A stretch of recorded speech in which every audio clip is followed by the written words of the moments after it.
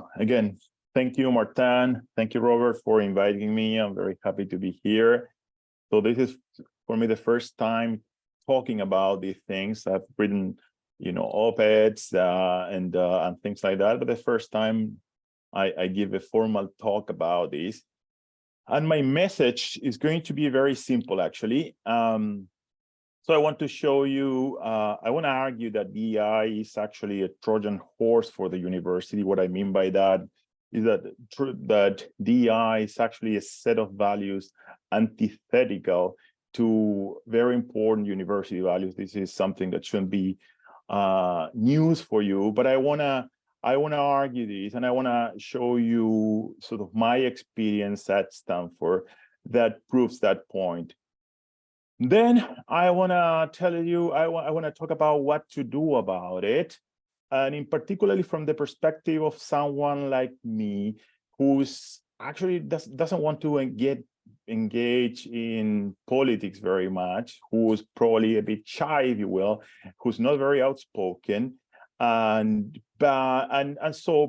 it also wants to respond to these threats, push back, and be able to say what you think, right? So what I'll give you is sort of my own response to the DEI crisis, and some alternatives of what a regular standard faculty can do to fight it, because I think it is important to fight it. We no longer can afford the idea that you can just keep doing your work, your academic work, and completely ignore what's going around. So I'm going to show you sort of a couple of examples that hopefully work for some people who, again, don't want to become, too political, too outspoken, but who understand that there is something very important at stake here, and that we cannot afford as faculty to remain silent. Okay, so let me first start by giving you a little bit of my background. As you probably can tell from my accent, I was born and raised in Chile. I studied in France between 2005 and 2006. Then I moved to the US. I did my PhD in Kellogg, Chicago, between 2006 and 2011. And I've been at Stanford since 2011, essentially. And as any foreign PhD student, the first impression you get when you arrive in the US is that the US academic system is extremely diverse, right? Unlike what you see in South America, unlike what you see in Europe or in Asia, in the US, you see an incredibly diverse academic system with people from all over the world, from all different socioeconomic backgrounds, from all countries and ethnicities. This is something amazing. It's the first thing that shocks you when you arrive in the US. Is something unique that sometimes I think Americans are, in a sense, unaware about.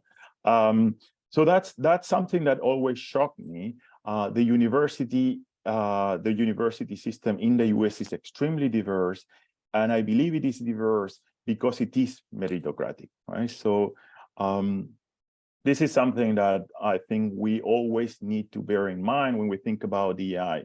There has been a lot of progress in terms of increasing diversity, but the progress is not coming from the DEI bureaucracy. On the contrary, it's coming from a very competitive academic system that attracts talents from all over the world. Right? You have people with no connections, with bad accents like mine in American university, and it just doesn't matter. Well, that's the reality in the US, but it's not a reality in France, it's not a reality in Europe, it's not a reality in Asia or in South America. So that's the first point I wanted to make. Now, as a professor, I remained completely apolitical until 2020. My research didn't require me to be political, of course, and the environment was actually fairly open at Stanford until 2020. Of course, I would hear things like, students shouting down certain speakers. I would also sense a lot of political correctness, but those things would be always very distant to me. However, in 2020, we, of course, experienced a structural change. I think everybody's aware of it. I don't need to, this is not news to anybody. In the wake of the George Floyd's death, there was a drastic change on campus, and I think on our culture, right?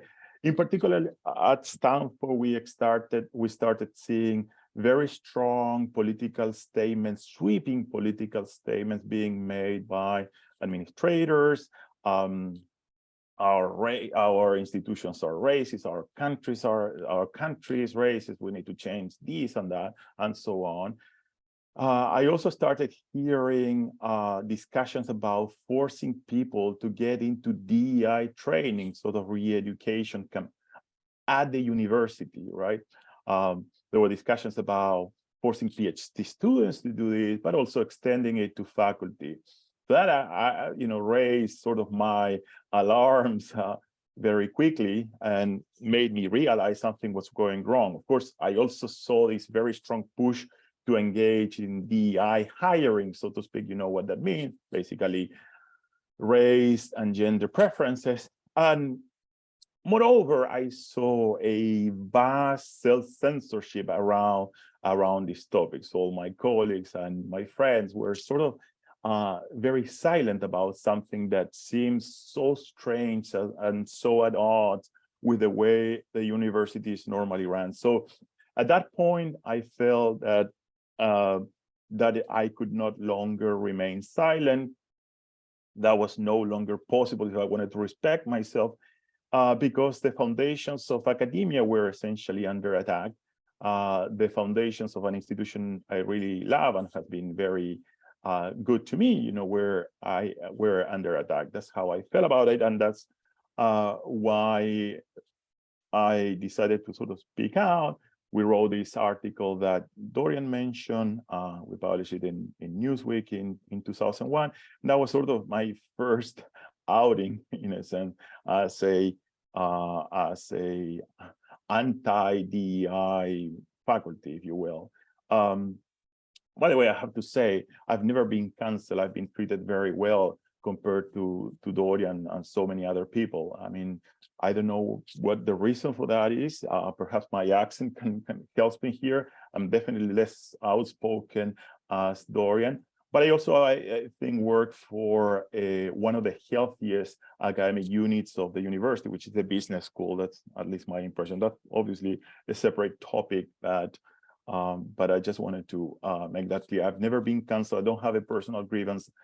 If anything, I have just gratitude towards Stanford and towards the business school, which has been very supportive of me and my rights, essentially, right? So the first point I want to make here. So how much time do I have, by the way? Hello? How much time do I have? You have another 30 minutes. Another 30 minutes? Yep. 30 minutes, yeah. 30 before the questions. Okay, so I might actually be able to finish earlier, but what I'm gonna do in the next maybe 3 to 4 slides is to make the case that the DEI is a Trojan horse for the university, and it's also, I think, a university leadership failure. This is based on an article that we published recently with Dorian, also in Newsweek, where we say just simply DEI is an attack on 3 Western values, right? It's an attack on equality, it's an attack on free speech, it's an attack on due process. So don't think of DEI simply as a policy or as an implementation of a policy. It's basically a set of values. It's an ideology, and it's an ideology that is clearly antithetical to core university values, as I plan to show you just based on my Stanford experience, right? That's the first point I wanted to make. And then after I make that point, I want to think about how to respond, what to do, essentially, particularly, again, from the perspective of someone who doesn't want to sort of transition from being an academic into being sort of a political activist, so to speak, okay? So let me show you first the growth of the bureaucracy at Stanford, right? Because I think this phenomenon is definitely connected with the entrenchment of the DEI ideology, right? So we see that in 2015, there was a huge increase in the size of the bureaucracy. Don't ask me the reason behind that. There might be incentives, there might be regulatory incentives. It might be the bureaucracy simply metastasizing itself in a sense. I have no idea, but I can simply document the fact that this bureaucracy has grown out of control, particularly since 2015. And the result of that is that we have a bureaucracy that is huge, is really high, is really big. There was an article in the Wall Street Journal published recently saying that at Stanford we have 2,000 faculty. However, we have about 16,000 staff and 16,000 students. So essentially the ratio of staff to students is 1-to-1.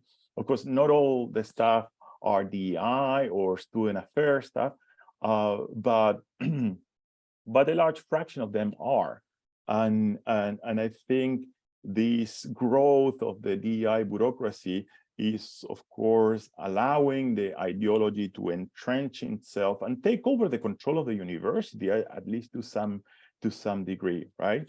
So let me show you what the fruits of this growth, completely out of control growth of the bureaucracy. So I'm going to show you maybe 5 examples of the fruits you can expect from the DEI bureaucracy. Though these examples are from Stanford, my own experience here.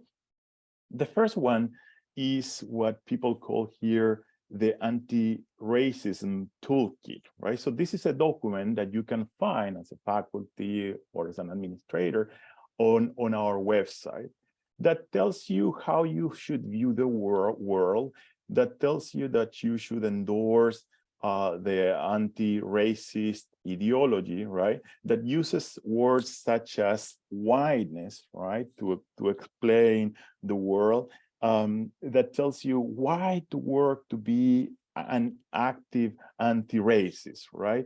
Moreover, they tell you how to recognize your privilege, that you should challenge the colorblind ideology, and that you should stop saying, I am not a racist.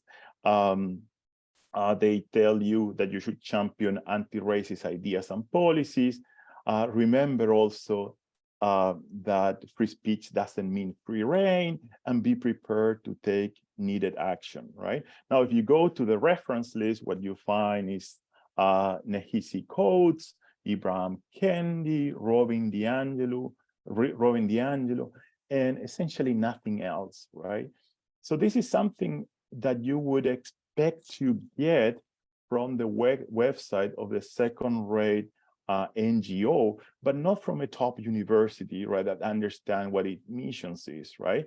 And of course, this is not coming from faculty. There is a bureaucracy behind these, writing the things and posting them as if they were Stanford's official ideology, right?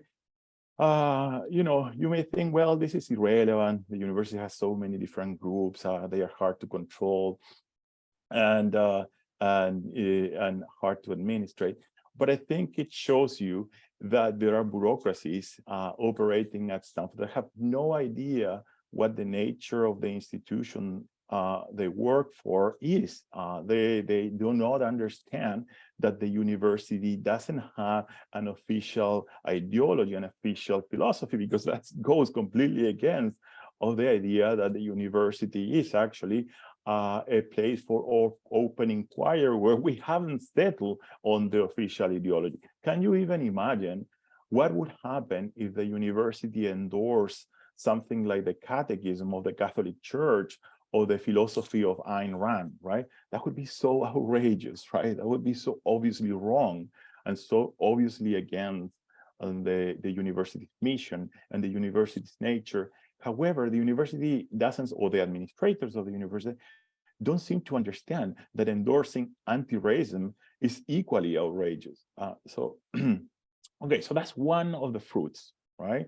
Some sort of violation of the idea that the university should remain politically neutral, as is very clear in the Chicago's, as is being made very clear in the Chicago Calvin's report. So here's another example, another fruit of the DEI bureaucracy at Stanford. This is an initiative called the Elimination of Harmful Language that was seeking to, it's an IT initiative, right? But at the university level, it was described as a multi-phase, multi-year project to address harmful language in IT at Stanford. So basically, what this group was set out to do was to remove harmful words from Stanford's communication, website communication, internally and also externally, right? Now, this is, would seem Orwellian if it wasn't that, if it wasn't absurd. It was picked up by a lot of newspapers, notably the Wall Street Journal. They devoted an article to it. This was actually in December. They noted that this 14-page list included words such as American, immigrant, and master. What else? I remember that addict was also a word. I mean, it was a very long word of list that were supposed to be harmful. There was an explanation of why the word was harmful. And of course, this caused huge public outrage. Stanford was ridiculed in the media for a week or so. And eventually the university was forced to withdraw the list, remove it from its website, and shut down the whole project, which is so ridiculed in the media, both in the liberal and conservative media, that Stanford could not resist the pressure and remove it from its website, fortunately, okay? But again, you show the philosophy, the DI philosophy operating behind it, and you also see how destructive this can be, right? And how antithetical to the idea, to the values of a university, in particular free speech, the ability to choose your own words, right?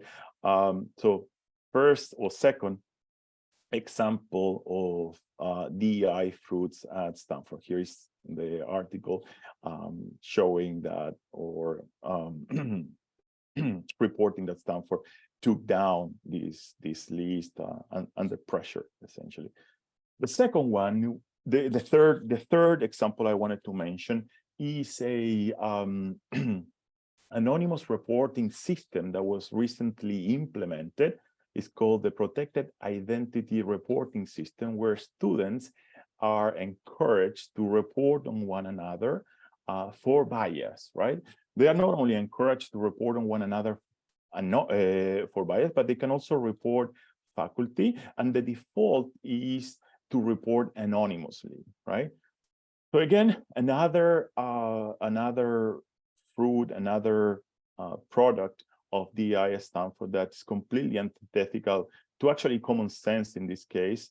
I think this is reminiscence of some of the worst periods in human history, some of the worst regimes, right? It reminds you immediately of the Stasi in East Germany. It's a system that promotes the lowest tendencies of human beings, in my opinion, not precisely inclusion, right? That will attract people who have all kinds of grudges, who are trying to take revenge, attack their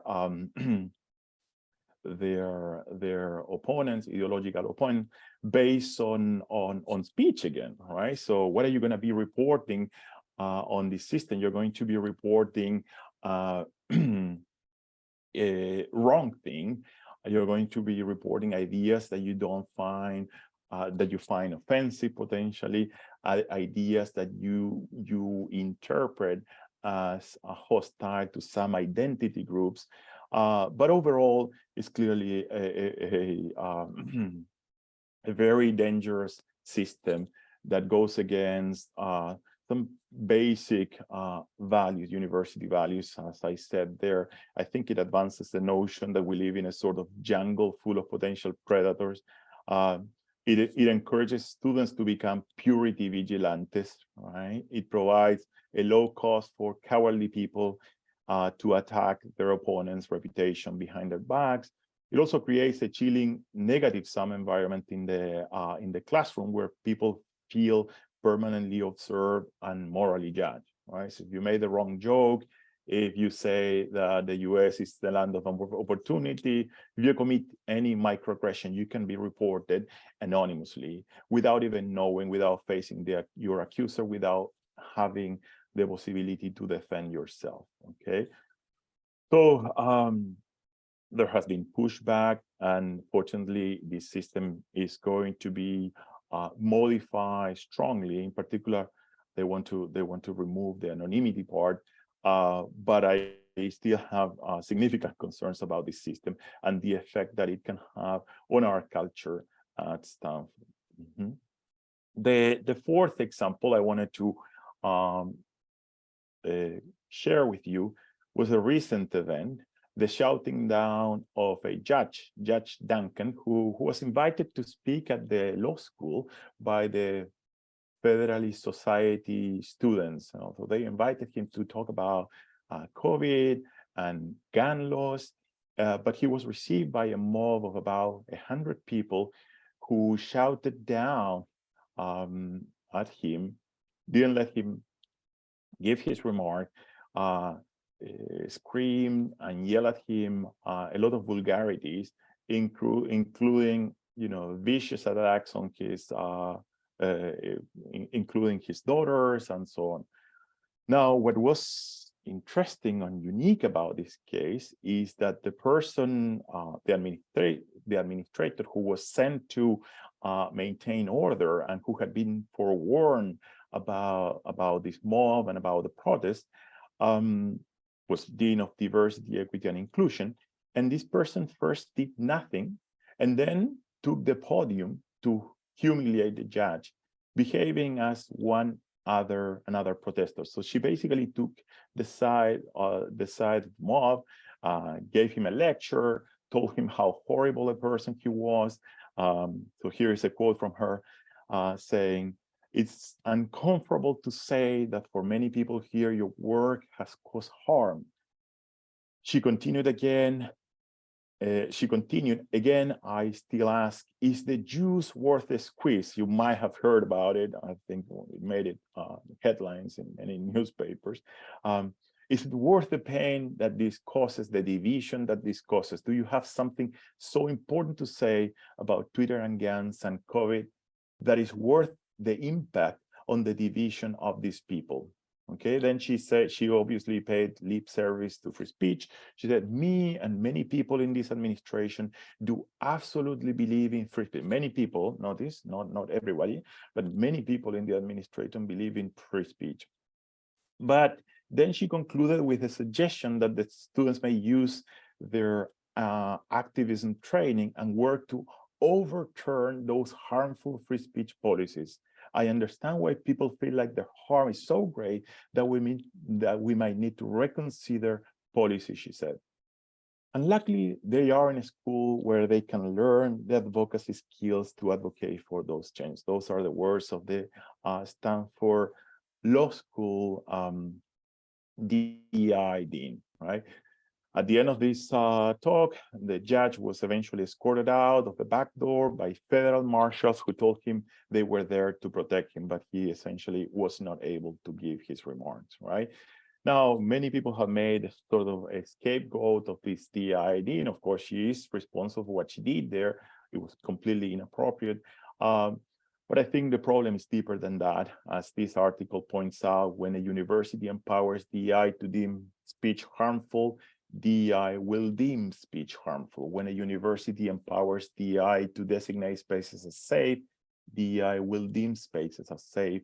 When a university allows DEI to treat some people as oppressors, DEI will treat those people as oppressors. When a university teaches students that harmful speech has no place on campus, then students will take steps to prevent harmful speech on their campus. So I think we have to think deeper about what's the root source of the kind of debacle that we witnessed at the law school recently at Stanford. Okay, and let me just conclude with examples. I hope not to bore you so much with so many examples. I mean, and I could continue maybe for half an hour giving you examples. Here's Stanford Physics DEI strategic plan, right? So what do they propose for faculty in particular? They want to increase the commitment of the faculty to equity and inclusion, improve faculty knowledge about effective strategies, and they want to provide training for faculty on inclusive management. Maybe that's okay. Give them also training on unconscious bias strategies. Provide an opportunity for diversity statements. That's the same as, I think, forcing people to write diversity statements, and have at least one member of equity and inclusion committee meet with candidates to, I guess, screen them on their commitment to DEI, or here, in this case, just equity and inclusion. But the overall goal is to increase the diversity of the physics faculty, and the 5-year outcome is to significantly change the demographics of offers to new faculty, right? So we see also how DEI is affecting hiring policies under the assumption, I guess, the physics department is biased, racist, and sexist, and so on. So there needs to be a significant change in the demographics. And I don't know how they will accomplish that and make it consistent with our current laws, but this seems to be the Stanford Physics DI plan. Of course, you would expect, well, there's a strong pushback, or there is some debate about that. I don't know of any debate, any pushback about this plan. And it's just a public plan that you can read on our website. Okay, so that's why my five fruits example that hopefully shows that DI is not just a policy, it's not just affirmative action, it's not just about increasing representation, it's about a set of values, and a set of values that will actually threaten the university mission, because they go essentially against traditional university values, right? So what can you do? And particularly, what can you do if you don't want to become a political activist? So number one, you can simply say what you think. I think there is a lot of need for this. I think the university would be a vastly better place if faculty were willing to say what they think with respect to these and many other issues. I think there is a completely unjustified self-censorship. As I said before, I'm not an example, but I've said many things that are considered to be anathema today in the university, and nothing has happened to me. Nobody has canceled me. I have tenure, of course. I mean, I'm not advising untenured people to say what they think. That could be maybe potentially too dangerous, but I think they can say some things as well. So number one, say what you think. If you want to preserve the university as a place for free speech and open inquiry. Now, there are different ways you can say what you think. So this is one I chose for myself. I created what people may call a little island of sanity. I created a seminar series. It's called the Stanford Classical Liberalism Series, and it's a space open to the debate of any ideas. It is, to me, an opportunity to expand the scope of the debate. I invite speakers, typically or always distinguished scholars and intellectuals. Oftentimes they would be Nobel Prize winners, but not necessarily. Sometimes I invite junior faculty. And more importantly, I always invite very controversial speakers. Right? Here's just a subset of the people we've invited. They include Charles Murray, Amy Wax, Jordan Peters, you know them, Heather McDonald, Ayaan Hirsi Ali, and so many others. And this has been an opportunity to, again, create a little island of sanity in the university where you can meet new friends from different places, because for the most part, the seminar series takes place over Zoom. I've made connections. I've developed new ideas and opportunities to do good. So this is something available to any faculty anywhere Some people choose to create podcasts, but I think this has worked very well for me again, and we have never been shouted down or canceled, and it grows slowly. It attracts people from Stanford, but also from other universities. It's completely uncensored, but it's also an academic event, right? So this is not a activism struggle session. It's an academic. We invite scholars, we invite academics to think about interesting topics, and sometimes from a heterodox perspective. So that's great. The second way to speak out is to organize conferences. You might be aware of this one. We organized in November last year an academic freedom conference. We invited many very eloquent speakers, including Dorian, who's here, and Steven Pinker, Amy Wax, and so many others. The people you see there. There was also Peter Thiel as one of the speakers. So people who have been canceled. There was Douglas Murray. There was Jordan Peterson. It was an opportunity to think about the problem, but also think about solutions. We wanted the conference to be very constructive, and that's what we did. Now, for the first time, this is the first conference I organized that attracted a lot of strong media and Twitter attention and criticism. It was attacked as a secret convention because it was by invitation only. Unfortunately, the room had some capacity limits, so we made it by invitation only, and so it was treated as sort of a secret convention. People were attacking us because we invited problematic speakers. I guess they wanted us to invite Pope Francis. We had to explain them to them that this was a conference about academic freedom, so it was very natural to invite controversial speakers, people who have suffered problems because of their speech. They also accused us of being politically imbalanced, and I had to explain that we tried to invite 36 people on the anti-free speech, anti-academic freedom side. I'm not going to give you names here, but we really made a big effort. Unfortunately, most of them said no. And so the conference was politically balanced in the sense that people from all political affiliations were speaking. But of course, it was unbalanced when it comes to support for free speech. Most of the speakers were actually obviously very pro-free speech advocates. There was a faculty petition circulating at Stanford to shut down the conference, or at least get Stanford to sort of distance itself from the conference. We lost sponsors, even conservative sponsors, after they realized there would be pressure against it. Some people put some pressure for us to disinvite the most controversial speakers as a condition for them to be speakers. We, of course, said no. So there was actually a lot of negativity around it, but the conference was extremely successful. And at the end of the day, we received support from the GSB, who was the Graduate School of Business at Stanford. So I think that's what really matters. The conference went on and was very successful. As I said here, some of the articles written before the conference took place, talking about how there was so much opposition. 50 faculty signed this petition criticizing the conference and calling it a threat on our democracy and so on. Very hyperbolic language. Again, another example of the media criticism of this conference. But it was very successful. So here's the output of the conference. We produced an academic freedom declaration.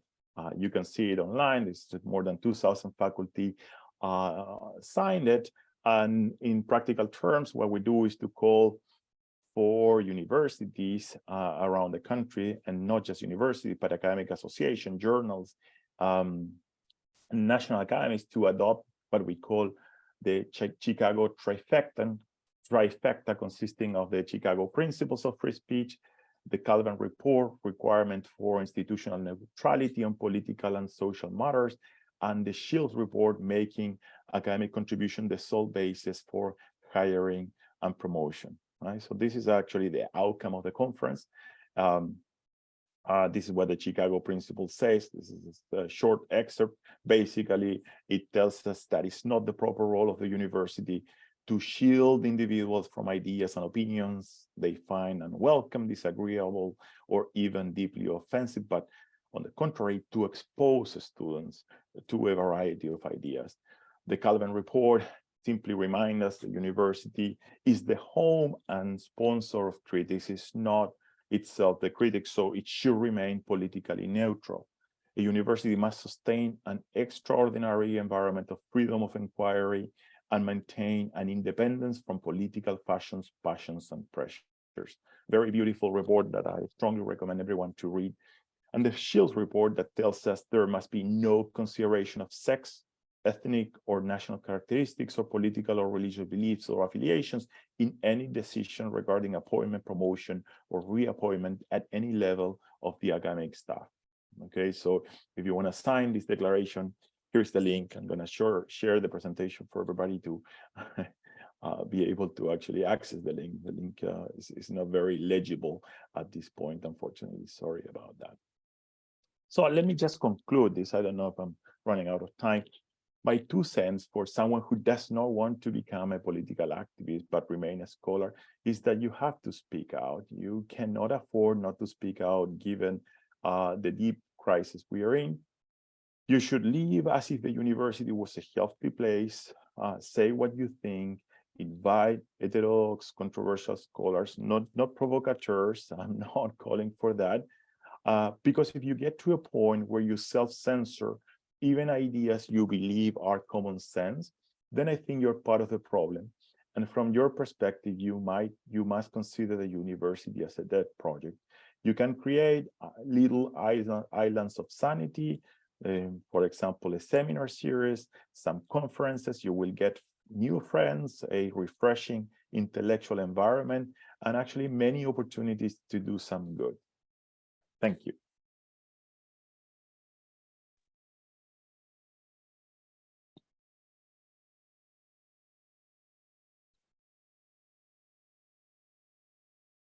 No, sorry.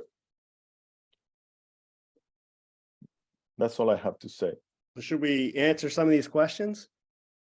Yeah, so thank you, Ivan. Thank you, Dorian. I really appreciate those 2 amazing presentations, and I admire your bravery in talking in the public sphere about these issues, because I know others have done this and they've received retaliation and other types from their institutions. So my kind of job is to moderate the questions and to kind of select, we've got quite a few questions to select ones which are probably most relevant to the topic. So the first one I'm going to, it's come in French, so I'm just going to translate it. So the question is, we can talk freely with our colleagues in forums like this about EDI.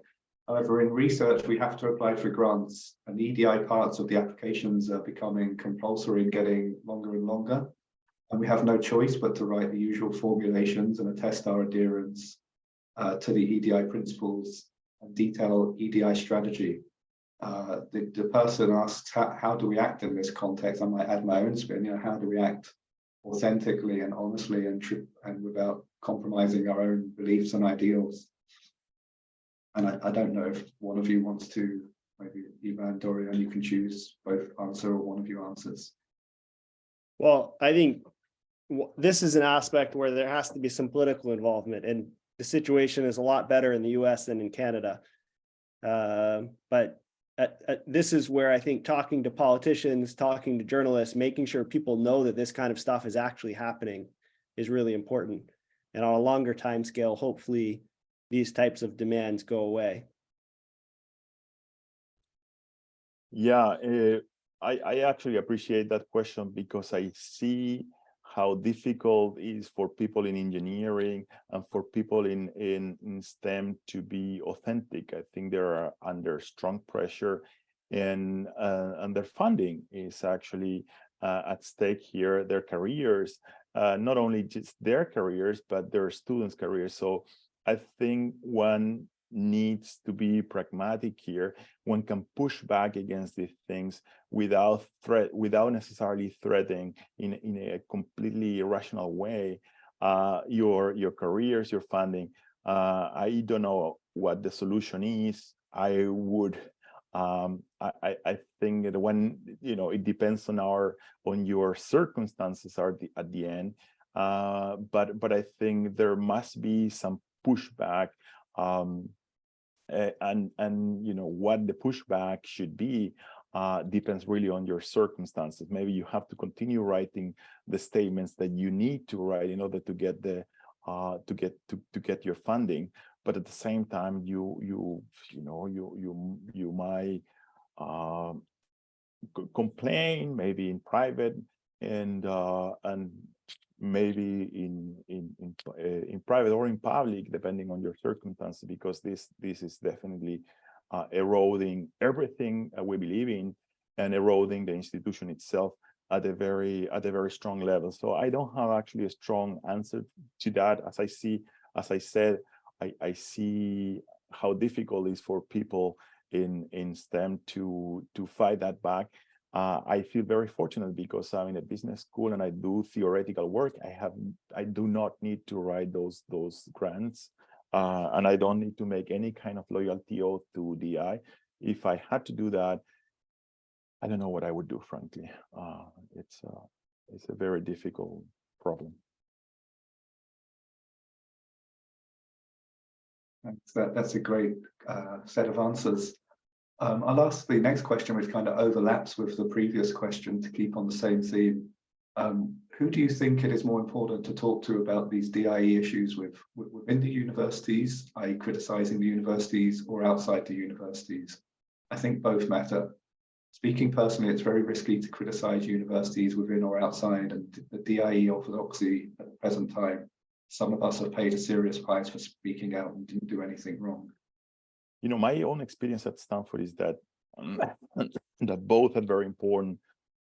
Just saying what you think actually will connect you with sort of kindred spirits, like-minded people who, and eventually that will lead to a group, a free speech group, or an academic freedom group that will exert some political influence in the university. But I think the universities my impression is that universities are completely unable to respond to internal criticism unless unless they face pressure from the public, whether it's the newspapers, the public opinion.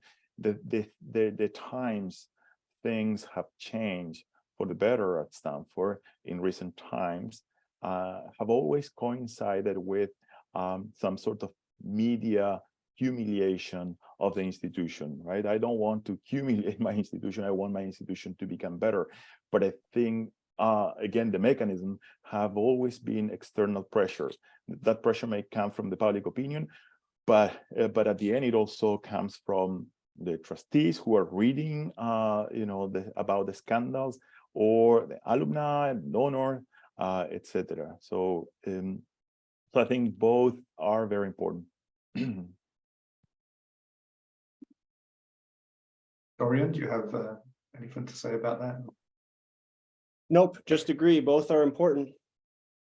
And the other, I guess one thing I would add is there can be a larger strategy of that involves multiple actors. So some people might be more comfortable acting within the institution in quiet roles. Some people might be more comfortable being public and dealing with external actors such as journalists and politicians.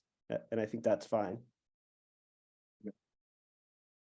I think in academic freedom, as we've learned today, that it's a multi-pronged effort is what we need, and everybody has a different set of skills. And there are people who can write op-eds in the media and can go and do interviews on TV channels. There are those who can join the board of governors, and there are those who can talk to funders, talk to donors, and even those who maybe can become deans. And I've got my own question actually on that note, but there's a lot of questions. I feel a bit selfish, but I'd like to ask it anyway.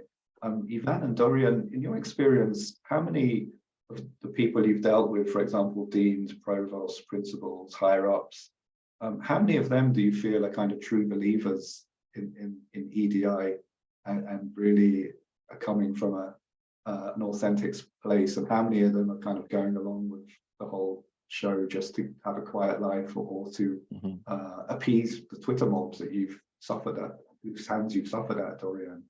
And because I think if we can answer that question, it also identifies targets for action.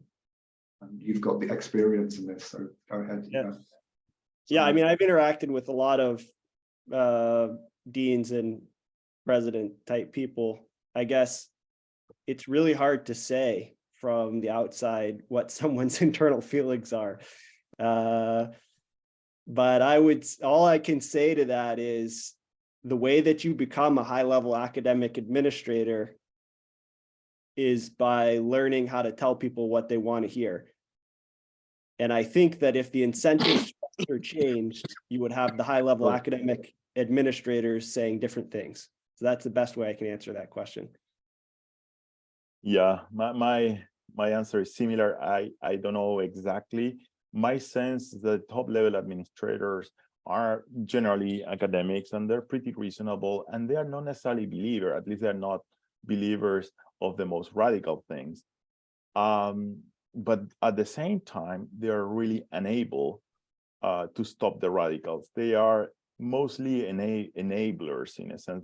That's my impression. They are completely unable to say no, even to very crazy things such as the ones I mentioned here, like an anonymous reporting system for students on bias. And this is something that actually is widespread in the US. 56% of the universities apparently have a similar system.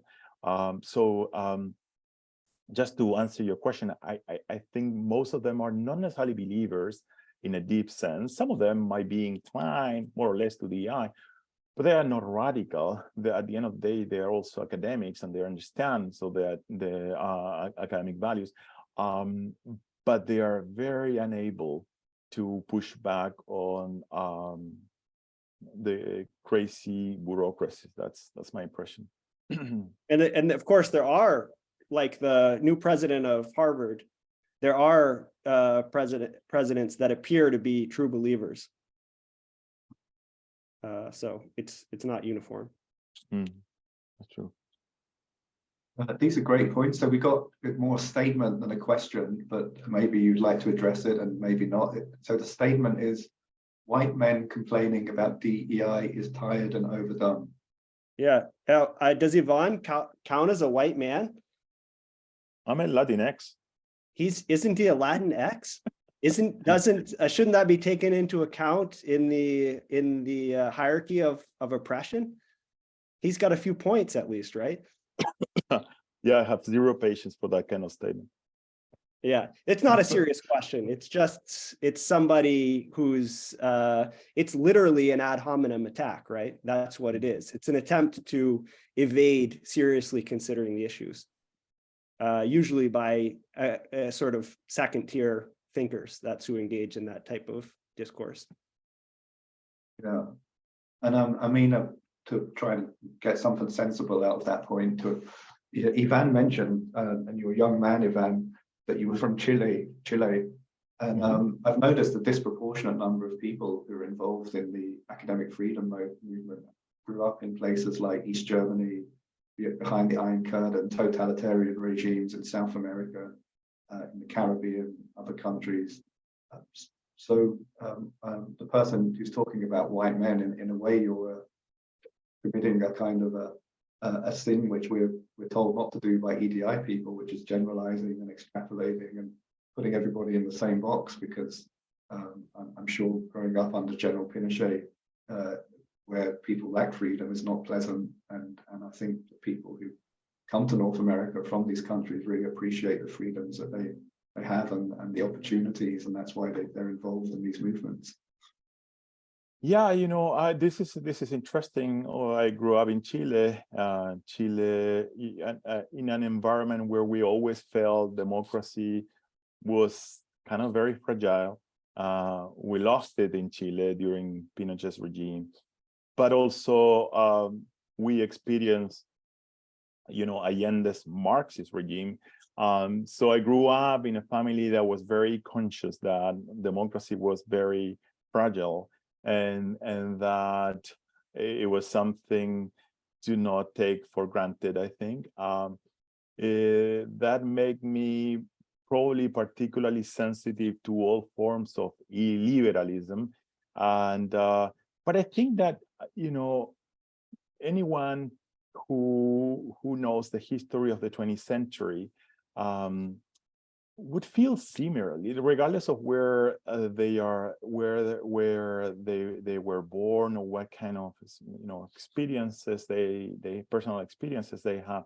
Yeah, it's very true, as you said, that if you grew up, you know, in Europe or in South America, you are particularly sensitive to sort of illiberal threats, I guess, and maybe that's the reason why I feel the way I feel.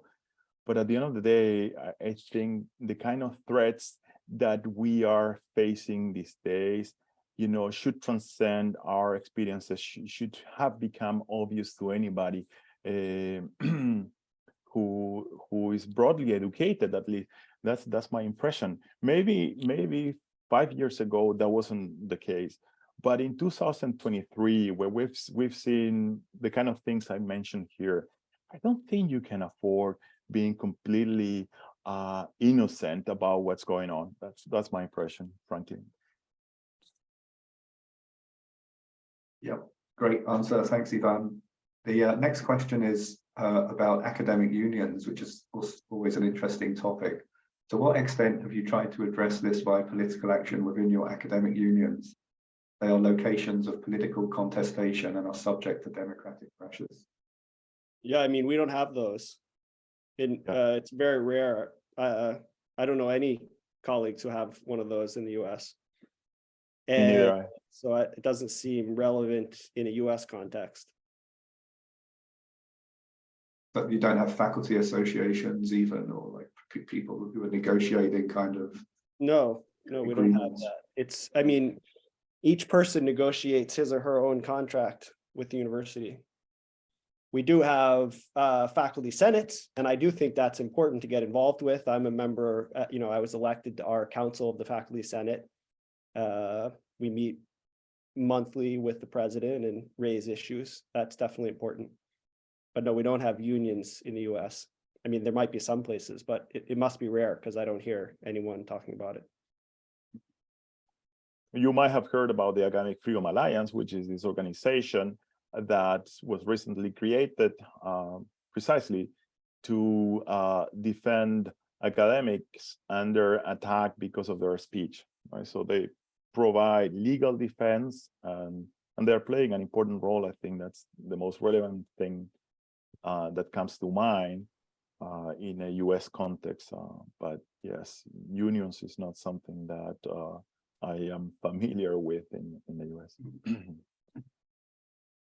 I mean, if I could follow up on that question, I mentioned in the introduction that your members, or Dorian at least, a member of HxCanada Academy, and there are other organizations, like you say, the Academic Freedom Alliance, National Association of Scholars, these kind of organizations. Have you found these organizations kind of helpful to promote academic freedom or to defend, Dorian, for example, you in individual, where individuals are being kind of pursued like this? Or?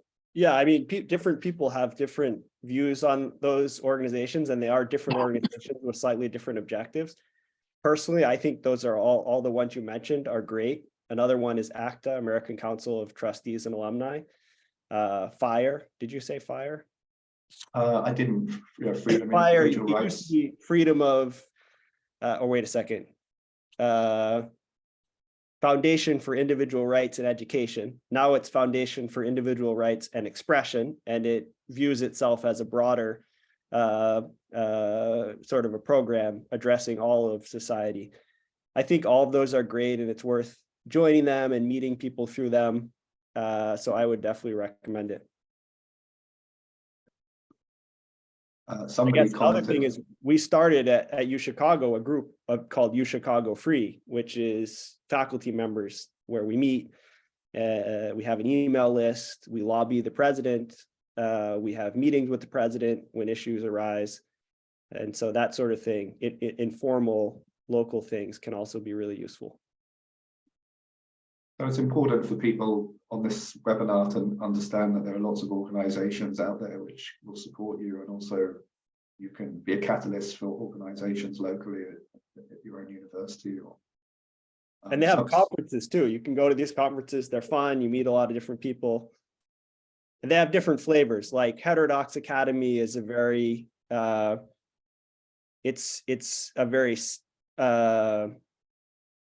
it's like National Academy of Scholars would be more of a conservative group. HxCanada Academy is more of a liberal group, and people can go into the different ones that they feel most comfortable in.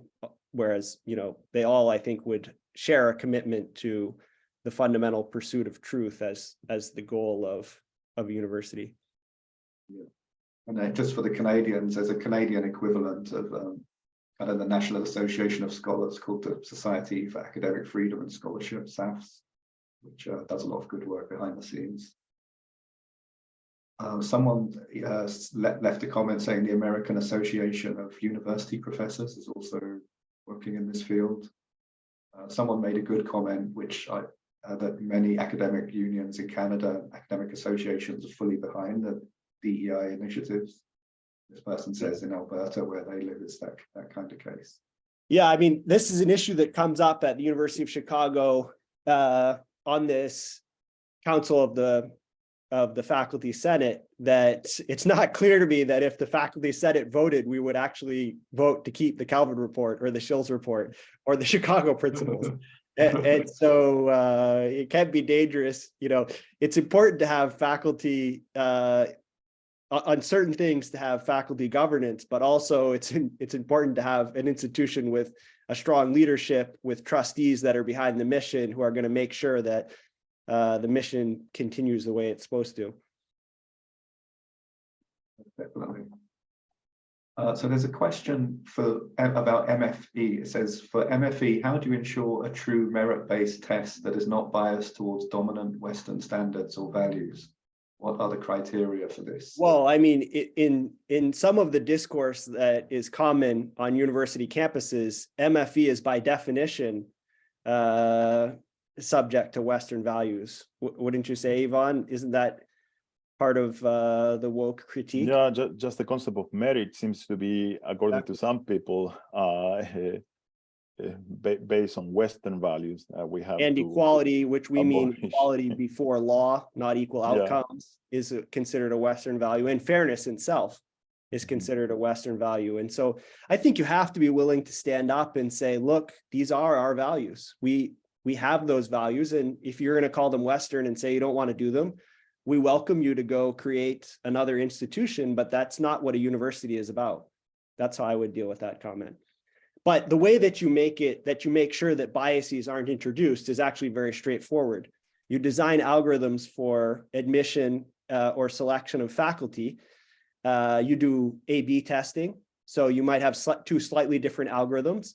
And then you design your objective function of what you want to achieve with your class or with your faculty. And then 5 or 10 years later, you evaluate your algorithms and revise them. And so if algorithm A did better than algorithm B, then you go with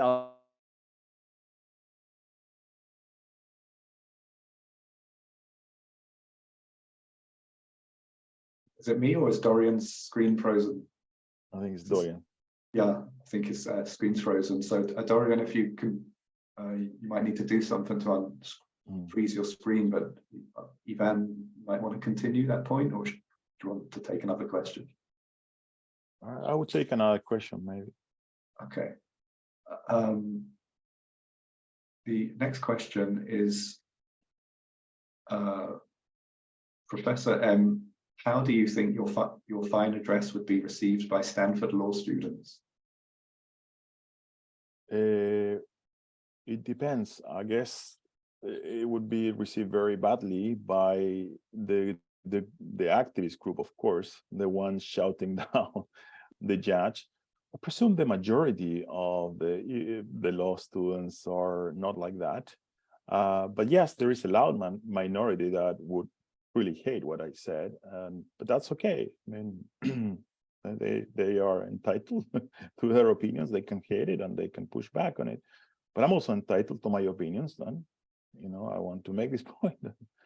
So yeah, there is a perception though that the law school students tend to be maybe more radical, definitely more radical than the business school students and then many other students in the university.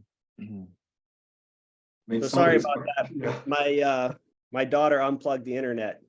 Oh, okay. Good timing. Yeah.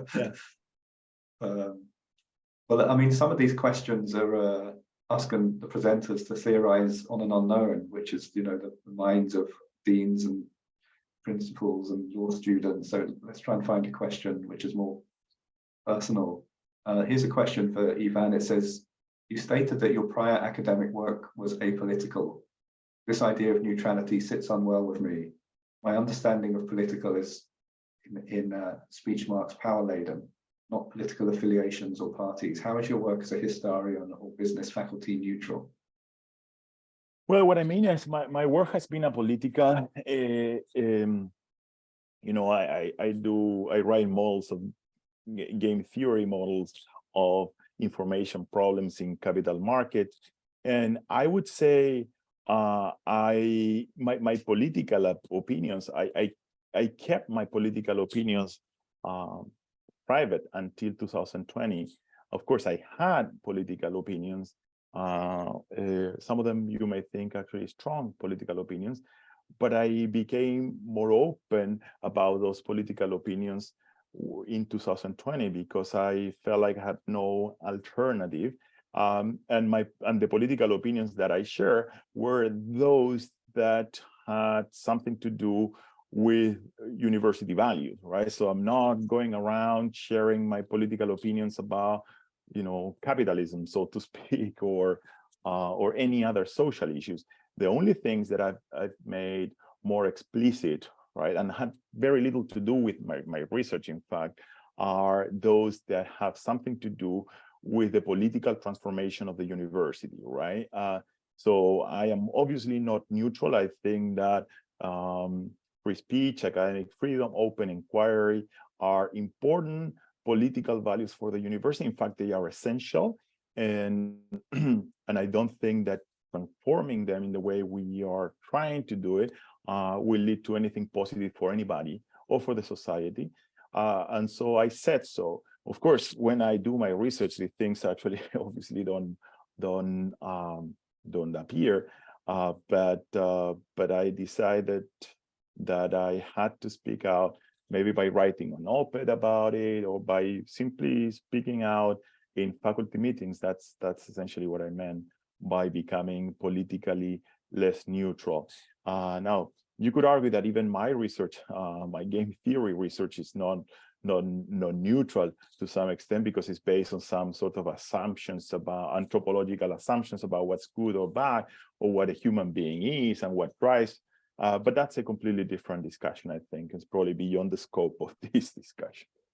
Yeah, so a couple of things. So academic freedom does guarantee faculty the right to political extracurricular speech. And that's an important thing for all of us to recognize. So it's totally fine if a faculty member wants to advocate in the political sphere external to the classroom. However, it does not grant you the right to do political advocacy in your role as a teacher and a lecturer. And so I teach physics and math type stuff, and it would not be appropriate for me to go in there and to give a long spiel on why I like this presidential candidate and not that presidential candidate. And the second thing is the question. I'm not sure if this was implied by the questioner, but it reminds me of a philosophical move that I sometimes hear people saying, which is basically like, everything's political, therefore I'm going to introduce this strong political notion into everything. And I don't think that's quite right. Now, it's true that there are philosophical assumptions undergirding all of our actions, and we can examine those and acknowledge them.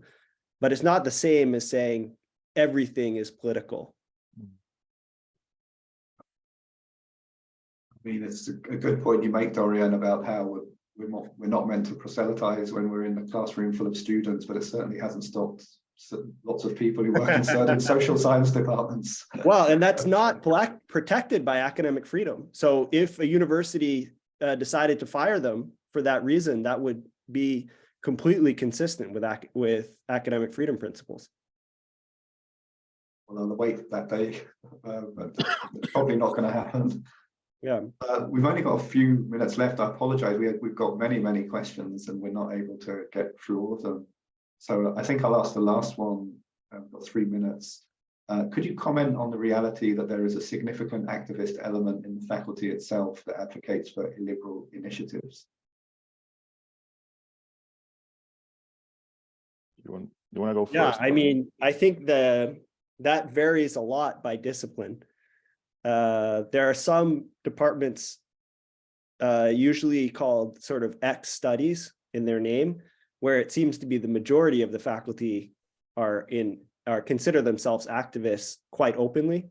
They say, you know, we shouldn't stay in the ivory tower. We should be trying to influence, you know, our field is to try to influence things, the university. In a typical STEM department, I would say it's a minority that is an activist like this, but they're often an obstinate and loud minority. And there's a lot of other people who just want to get through the faculty meeting and get back to do their research. And so they can, a small minority can often overpower a majority. Yeah, I have the same impression. I think there is a very small minority. I remember once I polled, though, a group of young faculty at Stanford from different departments. So it was supposed to be a multidisciplinary group representing all the schools and departments at Stanford. And I polled them on whether they thought the university was devoted to advancing social justice or the search for truth. I gave them the two options as you know, mutually exclusive. And I remember that roughly 2/3 of them voted in favor of the social justice alternative, which might give you a sense of what's going on, particularly with younger faculty. They are not buying into the idea that the university's main mission, main objective is the search for truth. I think they're much more sympathetic to the view the university is a social justice tool, and that this is a primary role that the university should be exercising. So I agree with Dorian, but I think this also varies generationally. If you ask the younger people, they may not be activists, but they sympathize with the activist view of the universities. You know? So